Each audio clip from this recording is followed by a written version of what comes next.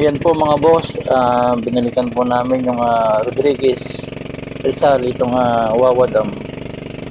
Ito po yung river po ng Wawa Dam mga boss, ang ganda po. Itong dalawang bundok na yan, yan po yung nagiging pintuan po ng dam.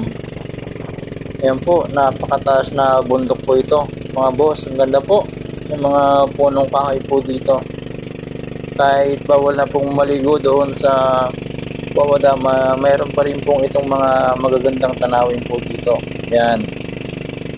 Sasakay lang po kayo ng bangka po dito. 60 pesos po ang isa mga boss. Yan. Ang ganda po. Napakagandang kalikasan po itong Rodriguez Rizal dito sa Wawa Dam. Grabe mga boss. Yan po. Ang ganda. Kaya sa mga gusto po na mag-relax po dito, pwede po kayo dito mga boss. Yan.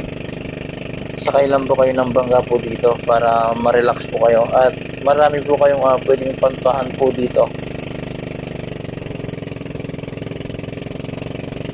Ang ganda mga boss. Yan po.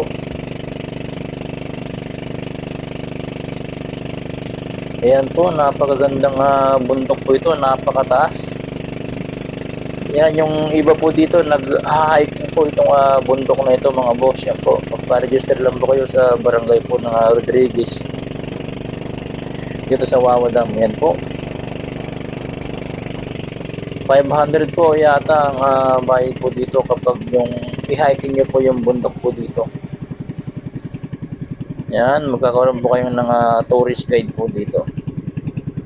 Ayan po, ang ganda po mga boss. Sana nagustuhan nyo po itong Rodriguez Rizal dito sa Wawa Dam. Ito po yung pinaka-river niya po. Ayan, dami pong mga tao mga boss. Yan po.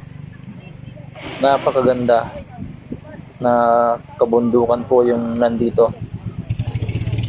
Yan po, walang sayang po. Maraming salamat po mga boss sa panonood.